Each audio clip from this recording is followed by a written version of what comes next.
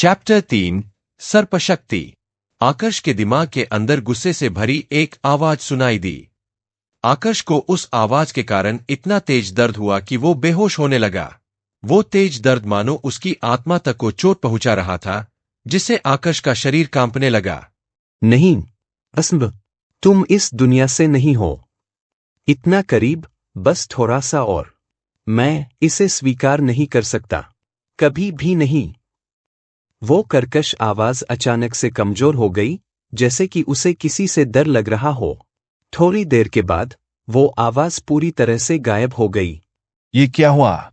किसकी आवाज थी ये? तेज दर्द के बाद आकर्ष ने आखिरकार अपनी इंद्रियों को ठीक करना शुरू कर दिया। जल्द ही उसकी आंखें चौड़ी हो गईं और उसके मस्तिष्क में बहुत जटिल और विदेशी यादों की एक धारा दौड़ गई। ये याद उस कर्कश आवाज वाले व्यक्ति की थी। यह उसके दोनों जीवनकाल का अनुभव इन नई यादों के सामने कुछ भी नहीं था। ये यादें 10,000 साल पहले के पुनर्जन्म मार्शल सम्राट की थी, जिसका वास्तविक नाम लक्ष्य था। वो अपने समय यानी 10,000 साल पहले सोमाली महाद्वीप के 7 अनंत मंडल के योद्धाओं में से एक था। सोमाली महाद्वीप इस दुनिया का सामान्य नाम था। 10,000 साल पहले के 7 महान अनंत मंडल के योद्धा ऐसे व्यक्ति थे जो सोमाली महाद्वीप के शिखर पर खड़े थे, जो लगभग देवताओं के बराबर थे। वे बहुत ताकतवर थे और आम लोगों को कीड़े मकोड़ों से ज्यादा नहीं मानते थे। उन्हें देख ऐसा लगता था जैसे उनके पास सितारों को गिराने और सूरज व चंद्रमा को केवल अपने हाथों के हल्के से वार से नष्ट करने की क्षमता थी। उस युग में पुनर्जन्म मार्शल सम्राट लक्ष्य को 7 महान अनंत मंडल के योद्धाओं में सबसे मजबूत माना जाता था। लक्ष्य ने एक बार एक दूसरे योद्धा के शरीर को अपने काबू में कर लिया और उसके शरीर में प्रवेश कर पुनर्जन्म प्राप्त किया। इस प्रकार उसे अपना दूसरा जीवन जीने का मौका मिला। अपने पहले जीवन काल में लक्ष्य योद्धा होने के अलावा एक अच्छा वैद्य भी था। अपने दूसरे जीवन काल में वह एक महान हथियार शिल्पकार और तंत्र मंत्र का भी ज्ञान रखता था। अविश्वसनीय। आकर्ष ने गहरी सांस ली। लक्ष्य सोमाली महाद्वीप में किसी देवता से कम नहीं था। यदि वह अपनी तकनीक पुनर्जन्म की मदद से तीसरा जीवन हासिल कर लेता तो सोमाली महाद्वीप में उसे कोई नहीं हरा सकता था। चाहे सारे अनंत मंडल के योद्धा एक साथ मिलकर उस पर हमला करते तो भी उसे नहीं हरा पाते। हा। आकर्ष अचानक से हंसने लगा। मूल रूप से वह इस बात से चिंतित था कि वह इस नाजुक शरीर के साथ योद्धा कैसे बनेगा, लेकिन पुनर्जन्म मार्शल सम्राट लक्ष्य ने उसे एक महान और कीमती उपहार दे दिया था। आकर्ष ने गहरी सांस ली और एक निर्णय लिया। वो अब लक्ष्य की बनाई मार्शल आर्ट सीखेगा, जिसे लक्ष्य के अलावा और कोई नहीं सीख पाया था। लक्ष्य अपने पहले जीवनकाल में राज स्तर का वैद्य था। अब क्योंकि लक्ष्य की सारी यादें आकर्ष के पास थी, तो अपने शरीर को मजबूत बनाने के लिए कुछ दवाइयों का निर्माण करना आकर्ष के लिए एकदम आसान था। सोमाली महाद्वीप में आम लोगों की नज़र में वैद्य को 9 स्तरों में विभाजित किया गया था, जिसमें 9वां स्तर सबसे कमजोर और प्रथम स्तर सबसे ताकतवर था। लेकिन सिर्फ सोमाली महाद्वीप के सबसे ताकतवर योद्धा जानते थे कि प्रथम स्तर से भी ऊपर कुछ स्तर होते हैं, जैसे सैन्य स्तर और राज स्तर। लक्ष्य पूरे सोमाली महाद्वीप का एकलौता राज स्तर का वैद्य था। माँ, मुझे कुछ और दिए सामग्रियों की आवश्यकता है, आकर्ष ने अपनी माँ रेवती को कागज का एक टुकड़ा देते हुए कहा। रेवती ने दवा की सूची पर नजर डाली। उसे दवाइयों का ज्यादा पता नहीं था, पर सूची में लिखी औषधीय सामग्रियों को वो पहचान सकती थी। आकर्ष, ये सभी तो वो औषधीय सामग्री है जो शरीर को बेहतर और मजबूत करती है। बहुत समय पहले मैंने कुछ औषधीय सामग्री प्राप्त की और उन्हें तुम्हारे लिए मिश्रा परिवार के एकमात्र वैद्य वेदांत से तैयार करवाया, पर उन दवाइयों का तुम पर कोई असर नहीं हुआ।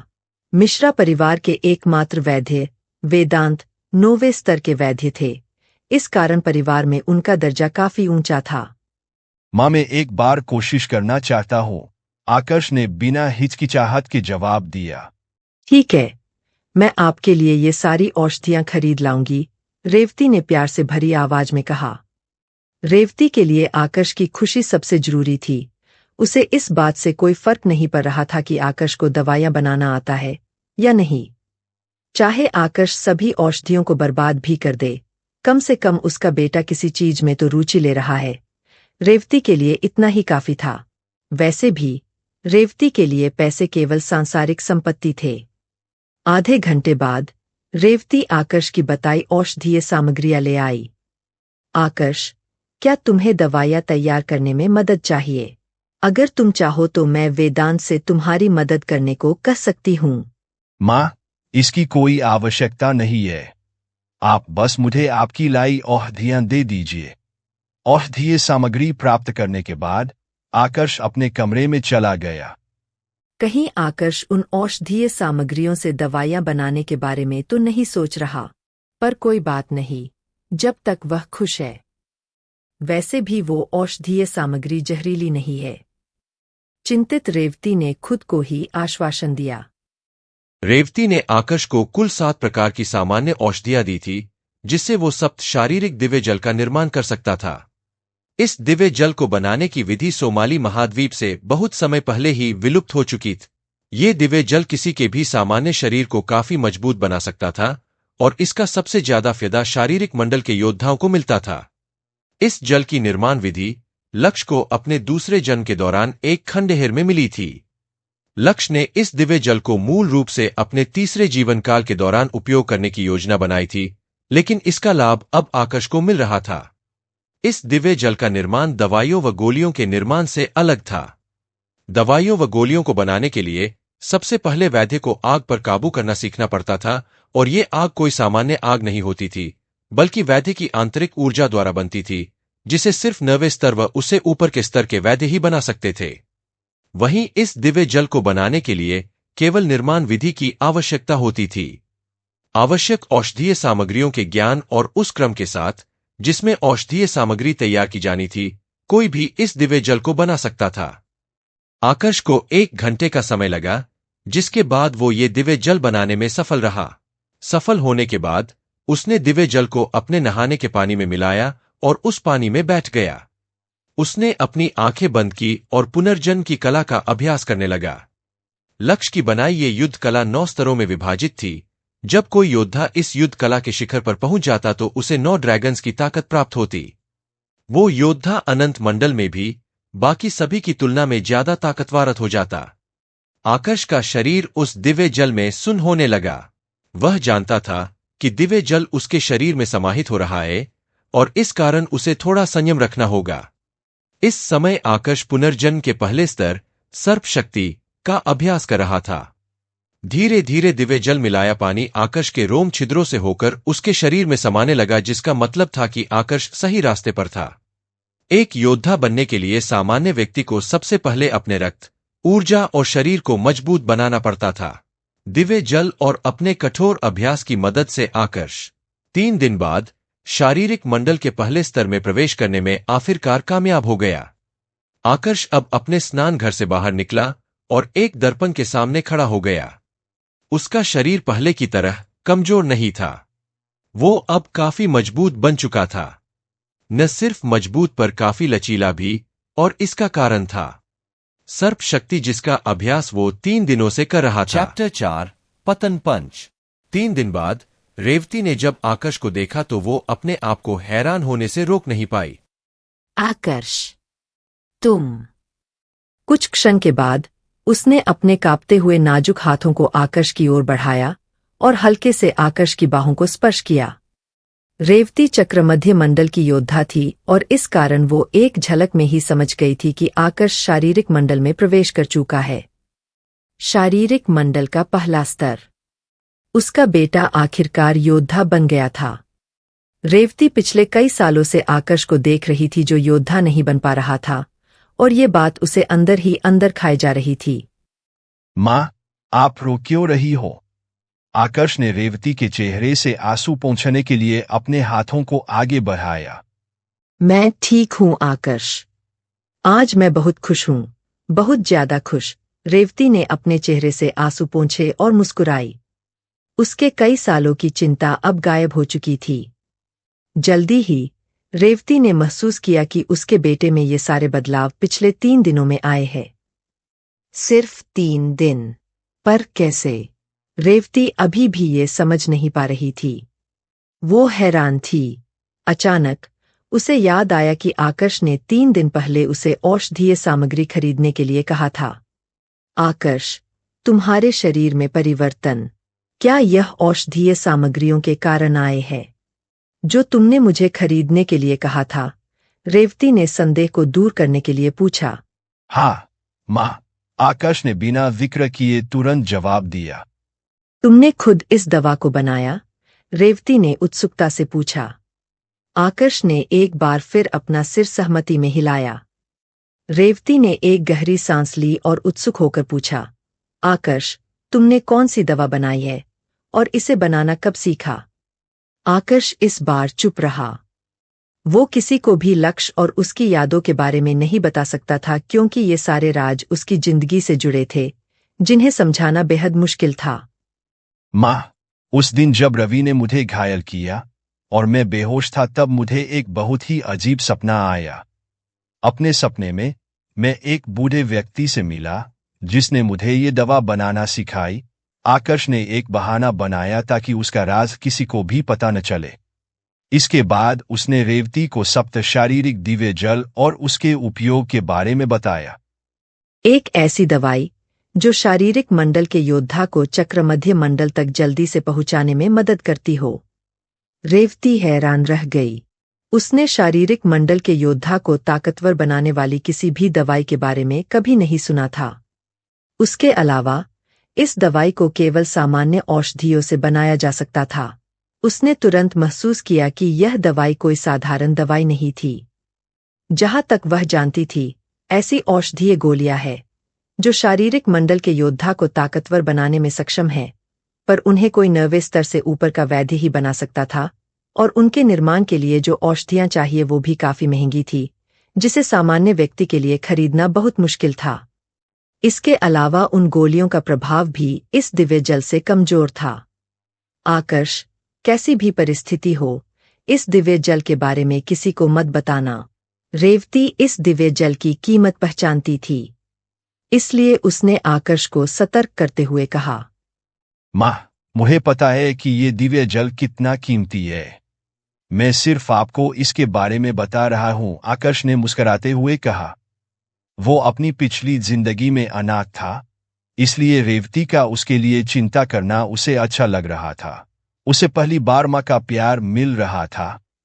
आकर्ष, तुम शारीरिक मंडल में प्रवेश कर चुके हो, इसलिए तुम्हें मिश्रा परिवार के युद्ध गृह से अपने लिए कोई युद्ध कला सीखनी चाहिए। ठीक है माँ, मैं अभी जाता हूँ। हालांकि लक्ष्य की यादों से उसे कई युद्ध कलाएं मिली थी, पर वो मिश्रा परिवार की कोई युद्ध कला देखना व सीखना चाहता था ताकि कोई उस पर शक न करे।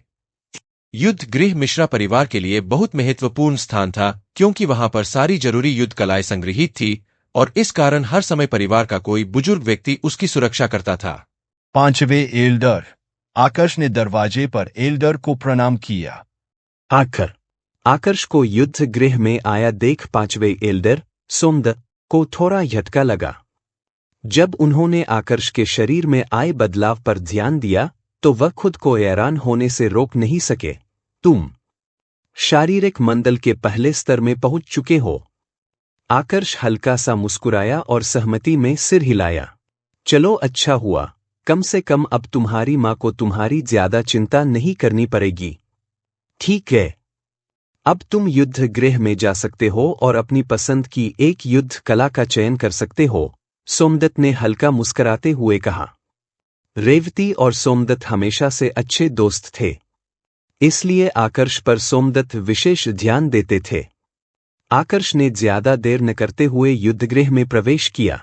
आकर्ष शारीरिक मंडल के पहले स्तर में पहुंच चुका है। आकर्ष की उम्र के बाकी लड़कों ने जब आकर्ष को युद्धगृह में देखा तो वो आश्चर्य में एक दूसरे को देखने लगे।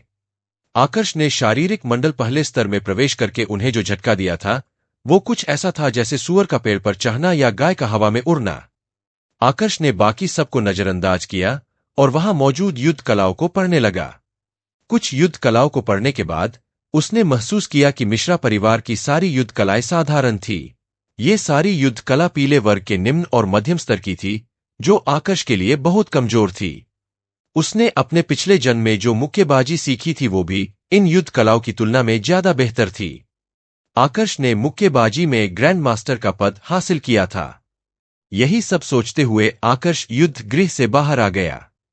सोमदत्त ने जब देखा कि आकर्ष खाली हाथ बाहर आया है, तो वो बड़ी रुचि के साथ आकर्ष को देखने लगे, क्योंकि ये पहली बार था जब कोई युद्ध गृह से बिना कोई युद्ध कला लिए बाहर आया था।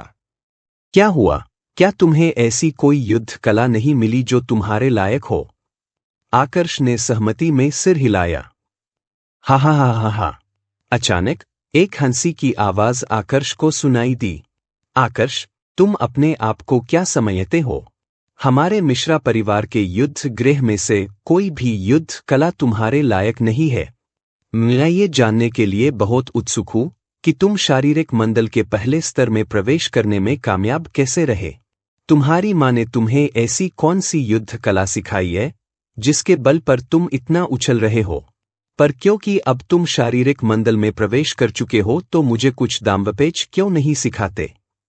आकर्ष ने अपना सिर उठाकर आवाज की ओर देखा और उसने पाया कि रवि उसके ठीक सामने खड़ा है। उसके गालों पर अभी भी चोट के निशान मौजूद थे जो कि आकर्ष ने ही दिए थे। और मैं सोच रहा था कि यह कौन हो सकता है, और अब पता चला कि ये तो तुम हो, हमारे महान योद्धा रवि। वैसे तुम्हारा चेहरा तो ठीक है ना, कहीं दर्द तो नहीं हो रहा? रवि के इतना उकसाने के बाद भी आकर्ष को गुस्सा नहीं आया, बल्कि उसे तो उल्टा रवि की लाचारी पर हंसी आ रही थी। आकर्ष, मैं तुम्हें चुनौती देना चाहता हूं। सोमदत्त दादा को हमारा गवाह बनने दो। क्या तुम्हें मेरी चुनौती को स्वीकार करने की हिम्मत है? रवि ने गहरी सांस ली और भारी आवाज में आकर्ष से कहा।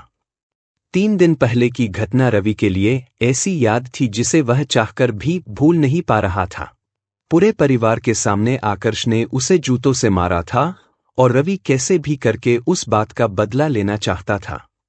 पिछले 3 दिनों के दौरान वह सिर्फ एक चीज के बारे में सोच रहा था और वो था आकर्ष से अपने अपमान का बदला। आज जब उसने सुना कि आकर्ष शारीरिक मंडल के पहले स्तर में प्रवेश कर चुका है, तो उसकी खुशी का कोई ठिकाना नहीं था। अब वो आकर्ष को चुनौती दे सकता था और उसे हराकर अपने अपमान का बदला ले सकता था। पर इसके लिए जरूरी था कि आकर्ष उसकी चुनौती स्वीकार करे। इसलिए वो आकर्ष को उकसाने की कोशिश कर रहा था। रवि की ये बचकानी हरकत देख आकर्ष हल्का सा मुस्कराया और बोला, मैं हिम्मत क्यों नहीं करूंगा? आकर्ष, जोश में आकर कोई फैसला मत लो, सोमदत्त ने आकर्ष को समझाते हुए कहा, क्योंकि वो साफ-साफ देख पा रहे थे कि रवि क्या करना चाह रहा है। उनकी राय में आकर्ष ने अभी अभी शारीरिक मंडल में प्रवेश किया है। इसके अलावा उसने अभी तक कोई युद्ध कला का भी चयन नहीं किया है। वो रवि का सामना कैसे करेगा, जो पहले ही शारीरिक मंडल के दूसरे स्तर में प्रवेश कर चुका है? सुनकर अच्छा लगा कि तुम्हारे अंदर इतनी हिम्मत तो है कि तुम मेरी चुनौती स्वीकार कर रहे हो, रवि ने हल्का हंसते हुए कहा। उसकी योजना आखिरकार सफल हो गई थी। सोमदत्त दादा, कृपया हमारे बीच की लड़ाई के गवाह बने, ताकि रेवती चाची बाद में मुझे भला बुरा न कह सके, रवि ने सोमदत्त की ओर सम्मानपूर्वक देखते हुए कहा। हाँ सोमदत्त दादा, कृपया गवाह बने। मैं भी नहीं चाहता कि बाद में अमन चाचा मुझे भला बुरा कहे। आकर्ष भी सभी को बताना चाहता था कि वो कमजोर नहीं है। अगर यह कुछ दिन पहले होता तो रवि से लड़ने से पहले आकर्ष थोड़ा सोचता, पर अब हालात बदल चुके थे। हालांकि युद्धगृह की सारी युद्ध कला आकर्ष को कुछ खास पसंद नहीं आई थी, लेकिन वो रवि को नजरअंदाज भी नहीं कर सकता था। यह आकर्ष बहुत जल्दबाजी में है, पर कोई बात नहीं, अगर रवि से इसे थोड़ा सबक मिलता है तो वो इसके लिए ही अच्छा है। कम से कम ये आगे से जल्दबाजी में तो कोई फैसला नहीं लेगा। यही सब सोचते हुए सोमदत्त ने एक बार फिर आकर्ष की ओर देखा और युद्धगृह से बाहर चले गए। मिश्रा परिवार के बाकी सभी शिष्य बड़ी रुचि के साथ ये नज़ारा देख रहे थे। उनके लिए ये बस एक मनोरंजन का साधन था। युद्धगृह के बाहर खाली मैदान में आकर्ष और रवि एक दूसरे के सामने खड़े थे। गवाह के रूप में सोमदत्त भी वही खड़े होकर उन दोनों की ओर देख रहे थे। आकर्ष, आज मैं उस अपमान का बदला लूंगा जो तुमने मुझे आखिरी बार दिया था। रवि के चेहरे पर एक शैतानी मुस्कान थी, जैसे कि आकर्ष उसका शिकार हो और वो शिकारी। एक सही मौका और आकर्ष का काम तमाम। फिर मैं जरूर देखना चाहता हूं कि तुम्हारे पास अपना बदला लेने की क्षमता है या नहीं, आकर्ष ने हल्का सा हंसते हुए कहा। रवि शर्मिंदगी से क्रोधित हो उठा और जोर से चिल्लाया, मरने के लिए तैयार हो जाओ आकर्ष। इतना कहकर रवि तुरंत आकर्ष की ओर उछल पड़ा, जैसे कोई बाघ अपने शिकार की ओर उछलता है। बाघ का पंजा।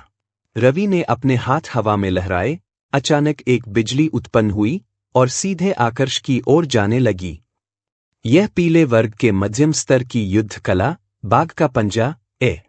मुझे नहीं लगा था कि रवि ने इस युद्ध कला का अभ्यास किया है। आकर्ष ने हाल ही में शारीरिक मंडल के पहले स्तर में कदम रखा है, इसलिए उसने अभी तक किसी भी युद्ध कला का अभ्यास नहीं किया है। आसपास के मिश्रा परिवार के शिष्य एक के बाद एक चर्चा कर रहे थे, किसी को भी आकर्ष से ज्यादा उम्मीदें नहीं थी। आखिरकार शारीरिक मंडल के पहले स्तर और दूसरे स्तर के बीच का अंतर बहुत बड़ा था। बाघ का पंजा, मुझे तो ये किसी बिल्ली का पंजा लग रहा है, आकर्ष ने हल्का सा मुस्कुराते हुए कहा। आकर्ष ये साफ साफ देख पा रहा था कि रवि की युद्ध कला, बाघ के पंजे में कई कमियां थी, जो किसी को भी नहीं दिख रही थी। पर आकर्ष सबसे अलग था। उसके पास लक्ष्य की यादें थी, इसलिए रवि के वार से बचना उसके लिए एकदम आसान था। भाट भीड़ की आंखों के सामने आकर्ष रवि के सामने आया और रवि के हमले को आसानी से रोक दिया। जैसे ही रवि का मुक्का आकर्ष को लगने वाला था, आकर्ष ने तुरंत झुककर रवि से अपना बचाव किया। अब आकर्ष ने अपने पैरों को हल्का झटका दिया, अपनी दाहिनी मुट्ठी को बंद करते हुए उसका ऊपरी शरीर अचानक पीछे की ओर झुक गया। आकर्ष ने अपना बचाव करने के बाद तुरंत मुड़कर एक जोरदार मुक्का रवि के दाहिने कंधे पर दे मारा। कट कट कचाक। अचानक भीड़ को हड्डियों के टूटने की आवाज सुनाई दी। रवि के चिल्लाने व रोने की आवाज पूरे मैदान में गूंज उठी। आकर्ष ने बिल्कुल भी दया नहीं दिखाई थी। उसने ऐसा हमला किया था मानो वो रवि पर नहीं, एक पागल कुत्ते पर हमला कर रहा हो। भले ही रवि ताकत आकर्ष से ज्यादा थी, लेकिन उसके पास उस ताकत का उपयोग करने का कोई तरीका नहीं था। बैंग! अगले ही पल रवि का शरीर जमीन पर धराशायी पड़ा था। बीच बीच में रवि के रोने व दर्द में चिल्लाने की आवाज भीड़ को अभी भी सुनाई दे रही थी। शिश! पूरा इलाका शांत हो गया था। इतना शांत कि किसी के सांस लेने की आवाज को भी साफ सुना जा सकता था।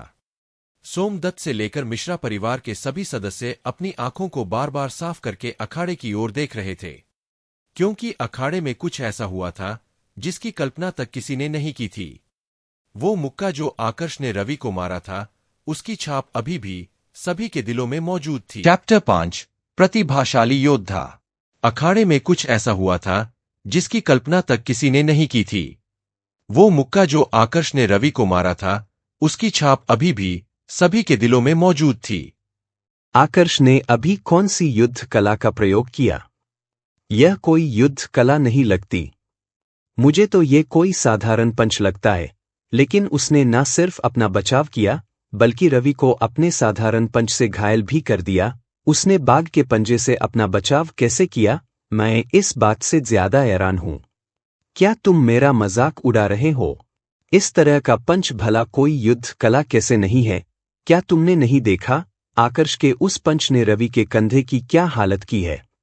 मिश्रा परिवार के सभी शिष्य आपस में आकर्ष के प्रयोग किए पंच के बारे में बातें करने लगते हैं, पर कोई भी आकर्ष के उस पंच के बारे में स्पष्ट रूप से बता नहीं पा रहा था।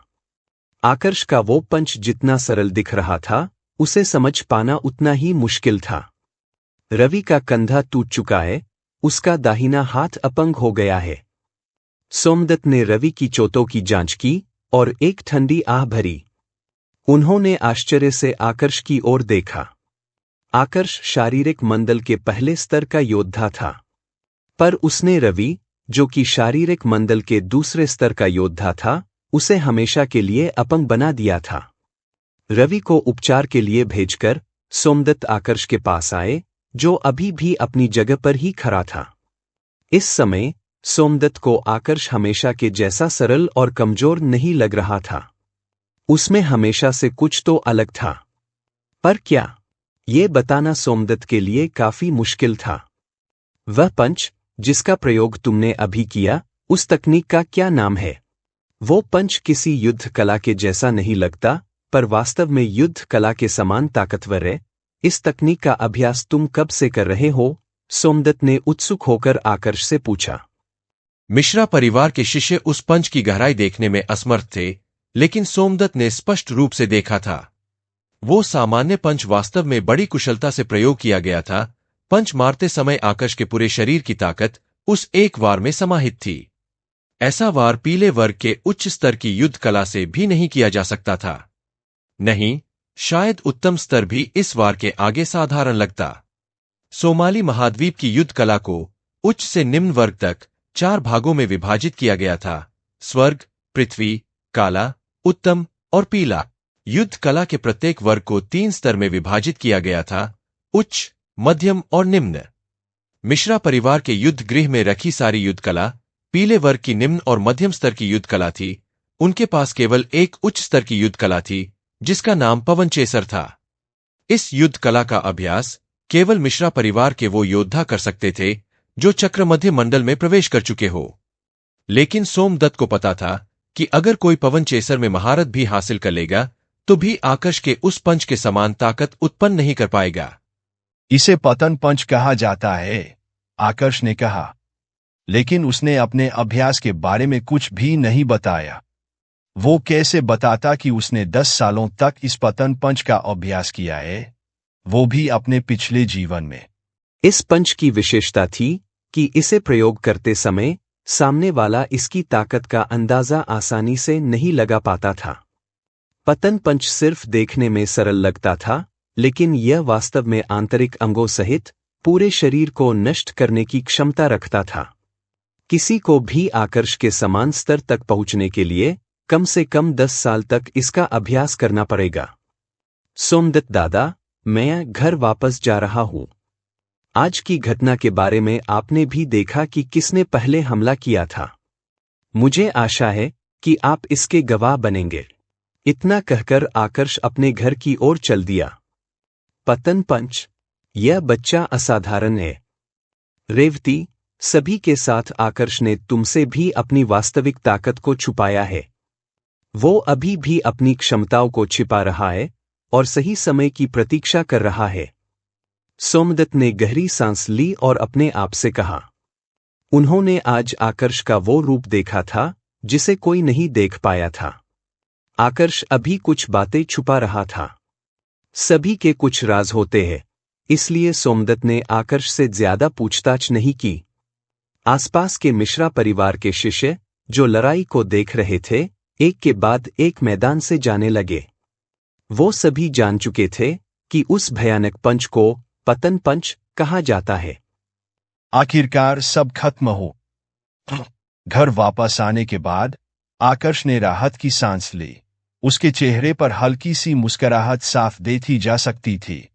इस दुनिया में पहुंचने के बाद यह पहली बार था जब उसने मुक्केबाजी का इतना खुलकर प्रयोग किया था। उस समय उसे ऐसा महसूस हुआ कि जैसे वो अपने पिछले जीवन में वापस चला गया है, जो उत्साह और रक्तपात से भरा था। आकर्ष जब अपने कमरे में आया तो उसका ध्यान सप्त शारीरिक दिव्य जल पर गया, जो अब केवल 2 बार स्नान करने के लिए पर्याप्त था। लगता है मुझे मां से और अधिक औषधीय जड़ी बूटियां खरीदने को कहना होगा। औषधीय स्नान का आनंद लेते हुए उसने लक्ष्य की युद्ध कला का अभ्यास करना शुरू किया। वो जल्दी से अपनी ताकत बढ़ाना चाहता था, क्योंकि आज उसने रवि की जो हालत की थी, उसके बाद मुसीबत खत्म नहीं, बल्कि मुसीबतों का दौर शुरू होने वाला था। हे, क्या तुमने सुना? निहवे एल्डर के बेटे आकर्ष ने शारीरिक मंडल में प्रवेश कर लिया है। हा, मुझे पता है, पर यह खबर पुरानी हो चुकी है। नई खबर सुनो। आकर्ष और रवि के बीच एक मुकाबला हुआ था, जिसमें न केवल आकर्ष ने रवि को हराया, बल्कि उसके कंधे पर ऐसा जानलेवा पंच मारा कि उसका कंधा टूट गया। रवि हमेशा के लिए अपंग हो चुका है। सच में, पर रवि पहले से ही शारीरिक मंडल के दूसरे स्तर पर है, और उसने पीले वर्ग के निम्न स्तर की युद्ध कला, बाघ के पंजे, का अच्छा अभ्यास कर रखा है। फिर वो आकर्ष से कैसे हार गया? बाघ का पंजा बेकार है। आकर्ष की युद्ध कला जिसे सब पतन पंच कर रहे हैं, उसके सामने बाघ का पंजा कुछ भी नहीं है। यहां तक कि 5वें एल्डर सोमदत्त दादा ने भी इसके प्रति प्रशंसा व्यक्त की है। जैसे जैसे पतन पंच के बारे लोगों को खबर मिलती रही, वैसे वैसे ही उसके बारे में और अधिक बातें होने लगी। कुछ शिष्यों ने इसे एक उत्तम स्तर की युद्ध कला घोषित किया, कुछ ने इसे पृथ्वी वर्ग की युद्ध कला घोषित किया, और कुछ ने तो यह तक घोषणा कर दी कि आकर्ष का पतन पंच एक स्वर्ग स्तर की युद्ध कला है। मिश्रा परिवार के एक कमरे के भीतर अमन बिस्तर के पास खड़ा था और अपने बेटे के टूटे हुए कंधे को देख रहे था, जो रोने के कारण इतना थक गया था कि वह सो गया। अमन के कानों में पहले एल्डर की आवाज अभी भी बज रही थी। अमन, अगर यह सिर्फ एक टूटी हुई हड्डी होती तो 9वें स्तर की सुवर्णक्षति गोली का सेवन करना और कुछ समय का आराम चोट को ठीक करने के लिए पर्याप्त होता। लेकिन तुम्हारे बेटे रवि के कंधे की न सिर्फ हड्डी टूटी है, बल्कि सारी मांसपेशियां तक नष्ट हो चुकी है। यहां तक कि अगर तुम कुल प्रमुख से 8वें स्तर की सुवर्णक्षति गोली लेकर रवि को दोगे तो भी कोई फर्क नहीं पड़ेगा। मुझे माई करना, पर मेरे पास इसका कोई उपचार नहीं है। अमन ने गुस्से में अपनी मुट्ठी भींच ली और चिल्लाते हुए अपने आप से ही कहा, आकर्ष, मैं तुम्हें जिंदा नहीं छोड़ूंगा, तुम्हें मरना होगा। ठीक इसी समय एक व्यक्ति भागते हुए कमरे में आया। पिताजी, मेरा छोटा भाई कैसा है? यह व्यक्ति 7वें एल्डर अमन का सबसे बड़ा बेटा अभिजीत था, जिसकी गिनती मिश्रा परिवार के ताकतवर शिष्यों में होती थी। उसने न सिर्फ 16 साल की उम्र में ही शारीरिक मंडल के चौथे स्तर में प्रवेश कर लिया था, बल्कि पीले वर्ग के मध्यम स्तर की एक युद्ध कला परन पंच में भी महारत हासिल कर ली थी। मिश्रा परिवार के शिष्यों को 16 वर्ष की आयु में वयस्क माना जाता था। 16 वर्ष का होने के बाद उन्हें मिश्रा परिवार के किसी भी व्यवसायों में से एक में मदद करने के लिए भेज दिया जाता था। अभिजीत भी उन्हीं में से एक था। जब उसे पता चला कि उसका छोटा भाई रवि घायल हो चुका है, तो वो अपने सारे काम छोड़कर भागते हुए रवि से मिलने आ पहुंचा। अमन ने एक गहरी सांस ली और बेहद भारी आवाज में कहा, अभिजीत, तुम्हारा छोटा भाई, उसका दाहिना कंधा टूट चुका है। यहां तक कि पहले एल्डर भी उसका उपचार करने में असमर्थ है। क्या? अभिजीत का शरीर कांप उठा, जैसे कि उस पर बिजली गिर गई हो। मिश्रा परिवार के पहले एल्डर पूरे सांची के एक प्रसिद्ध वैद्य थे, वो भी 9वें स्तर के। अगर वो भी रवि का उपचार करने में असमर्थ थे, यानी रवि की चोट सामान्य नहीं थी। रवि बिस्तर के किनारे पर खड़े होकर अभिजीत सोते हुए रवि की ओर देख रहा था। रवि की हालत देख उसकी आंखों में भी अमन की तरह खून उतर चुका था।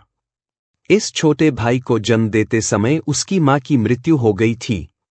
उसने इन सभी वर्षों में अपने छोटे भाई को बड़े प्यार से संभाला था। चाहे वह भोजन हो या खिलौने, वह हमेशा अपने छोटे भाई को प्राथमिकता देता था। उसके लिए सबसे जरूरी उसका छोटा भाई था। लेकिन अब उसके छोटे भाई का दाहिना कंधा टूट गया था और उसका भविष्य बर्बाद हो गया था। यह सब सोचते हुए अभिजीत का दिल गुस्से से भर गया। पिताजी, क्या आप सुनिश्चित है कि रवि की यह हालत आकर्ष ने ही की है? अभिजीत ने अमन की ओर देखते हुए पूछा। जब उसने शुरू में इस घटना के बारे में सुना तो वह विश्वास नहीं कर पाया। कमजोर सा दिखने वाला आकर्ष, जिसने अभी तक शारीरिक मंडल में प्रवेश भी नहीं किया था, उसके छोटे भाई को गंभीर रूप से घायल करने में कामयाब हो गया था। अमन ने अपने दांत पीसते हुए कहा, हाँ, मैंने 5वें एल्डर सोमदत्त के साथ बात की थी। आकर्ष ने ही रवि को घायल किया था। 3 दिन पहले न सिर्फ उसने शारीरिक मंडल के पहले स्तर में प्रवेश किया, बल्कि एक उच्च स्तर की युद्ध कला का भी प्रयोग किया, जिसे सब पतन पंच कह रहे हैं। शारीरिक मंडल का पहला स्तर, पतन पंच, ऊम। अभिजीत ने अपने आप से हैरान होते हुए कहा, और फिर कुछ सोचकर फिर कहा, पिताजी, मेरे साथ चलिए। ठीक इसी समय रेवती के घर में। मां, आप यहां क्यों? कुछ हुआ है? आकर्ष, जो अभी सप्त शारीरिक दिव्य जल में नहाकर अपने कमरे से बाहर आया था, अपनी मां रेवती को अपने सामने खड़ा देख शर्मिंदा होते हुए बोला। रेवती ने अपने बेटे को थोड़ा हैरान होते हुए देखा। वह अभी भी विश्वास नहीं कर पा रही थी जो उसने आकर्ष के बारे में सुना था। उसका बेटा न सिर्फ शारीरिक मंडल के पहले स्तर में प्रवेश करने में कामयाब हुआ था, बल्कि उसने अमन के बेटे रवि को भी हमेशा के लिए अपंग बना दिया था। पतन पंच। आकर्ष, क्या तुम अपनी मां को यह नहीं बताना चाहोगे कि तुमने पतन पंच नामक युद्ध कला कब सीखी? यहाँ तक कि 5वें एल्डर सोमदत्त भी तुम्हारी प्रशंसा करते थक नहीं रहे थे। रेवती ने आकर्ष को एक मुस्कान के साथ देखते हुए पूछा, जिस पर आकर्ष ने हल्का शर्माते हुए कहा, मां, अगर मैं आपसे कहूं कि जब उस बूढ़े व्यक्ति ने मुझे सप्त शारीरिक दिव्य जल बनाना सिखाया था, तब उसने मुझे यह युद्ध कला भी सिखाई, तो क्या आप मुझ पर विश्वास करोगी? रेवती ने गंभीर होकर आकर्ष से कहा, आकर्ष, तुम अब बड़े हो गए हो। मैं जानती हूं कि तुम्हारे पास कुछ ऐसे रहस्य हैं जिनका तुम खुलासा नहीं करना चाहते, इसलिए मैं इस बारे में तुमसे ज्यादा नहीं पूछूंगी। लेकिन तुम याद रखना कि कोई तुम्हारे बारे में कुछ भी कहे, मैं हमेशा तुम्हारे साथ हूं। मां, आकर्ष का दिल कांप उठा, उसकी आंखें भर आई। ठीक इसी समय अमन की घृणा से भरी आवाज उन दोनों को सुनाई दी, रेवती, बाहर आओ, मुझे तुमसे बात करनी है। रेवती ने गुस्सा होते हुए कहा, उसमें अभी भी यहां आने की हिम्मत बची है। अगले ही पल अमन और उसका बेटा अभिजीत रेवती के सामने खड़े थे। वो दोनों आकर्ष को ऐसे देख रहे थे जैसे कोई शिकारी अपने शिकार को देखता है। अगर रेवती वहां नहीं होती तो आकर्ष अब तक कई बार मर चुका होता। अमन, क्या मैं जान सकती हूं कि तुम्हारे यहाँ आने का क्या उद्देश्य है? कहीं तुम आकर्ष को हानि पहुंचाने के उद्देश्य से तो यहाँ नहीं आए हो? रेवती ने एक कदम आगे बढ़ाया और आकर्ष को अपने पीछे छिपाते हुए अमन से कहा। अमन ने एक गहरी सांस ली और अपने गुस्से को शांत करते हुए कहा, रेवती, लिक्र मत करो। तुम्हारे बेटे आकर्ष और मेरे बेटे रवि के बीच की लड़ाई को सोमदत्त ने देखा था। रवि के घायल होने में आकर्ष की कोई गलती नहीं है। वो अपनी खुद की गलती के कारण घायल हुआ था। फिर तुम्हारे यहाँ आने का क्या कारण है? अमन ने जो कुछ कहा था उस पर रेवती को भरोसा नहीं हो रहा था। प्रणाम रेवती चाची, अभिजीत, जो अमन के पास खड़ा था, विनम्रता से बोला। रेवती को प्रणाम करने के बाद अभिजीत की नजर आकर्ष पर पड़ी। तुरंत उसकी आंखें चमक उठीं क्योंकि उसे अपना शिकार मिल चुका था। रेवती चाची, मेरे पिता यहाँ मेरे साथ आए हैं। मेरे यहाँ आने का कारण आकर्ष को चुनौती देना है। मैंने सुना है कि उसका पतन पंच बहुत शक्तिशाली है, इसलिए मैं उसकी ताकत देखने चला आया। अभिजीत की बात सुनकर रेवती की भौहें गुस्से में तन गई। अभिजीत, जहां तक मैं जानती हूं, तुम मेरे बेटे से 1 वर्ष बड़े हो और पहले से ही शारीरिक मंडल के चौथे स्तर में कदम रख चुके हो, जबकि मेरा बेटा अभी शारीरिक मंडल के पहले स्तर में है। क्या उसे चुनौती देते हुए तुम्हें शर्म नहीं आ रही? रेवती ने अभिजीत पर एक नजर डाली और उदासीनता से कहा। अभिजीत ने मुस्कुराते हुए रेवती से कहा, चाची, आकर्ष शारीरिक मंडल का कोई साधारण योद्धा नहीं है। उसने आसानी से मेरे छोटे भाई को हरा दिया। इससे पहले कि रेवती कुछ कर पाती, आकर्ष अभिजीत के सामने आया और बोला, मैं तुम्हारी चुनौती को स्वीकार कर सकता हूं, लेकिन मेरी एक शर्त है।